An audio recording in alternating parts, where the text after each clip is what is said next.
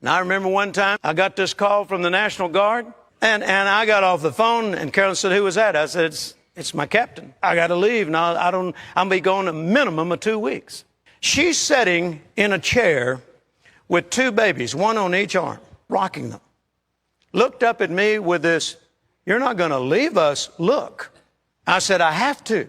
I went in the bedroom. I put on my uniform. I packed my duffel bag. I'm wondering, how in the world am I going to do this? And God kept saying, "I will provide. Take no thought." So, I got my faith energized here, and I walked out there, but Carolyn hadn't heard what I heard in that bedroom. She looked at me when I come in there with that uniform on and that duffel bag over my shoulder. She didn't say anything but the look. "You are not going to leave us like this. We don't have any money. We don't have any food. We don't have anything here. When are you coming back? How are we going to support ourselves?" And just the look. I walked back in that bedroom. I took that uniform off.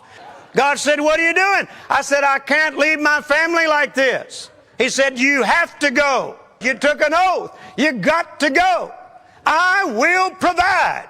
I put my uniform back on, walked in there with that duffel bag, and I said, "Carolyn, I don't know how God's going to do it. I don't have a clue how He's going to do it. This is all new to me. I'm endeavoring to just trust God, believe God, and we're about to find out either God tells the truth or He's the biggest liar I ever met.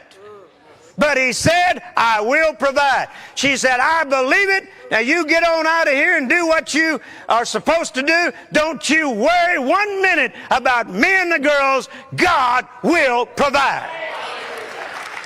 I kissed her, and I walked over to my back door, and before I could turn the knob, there was a knock on the other side.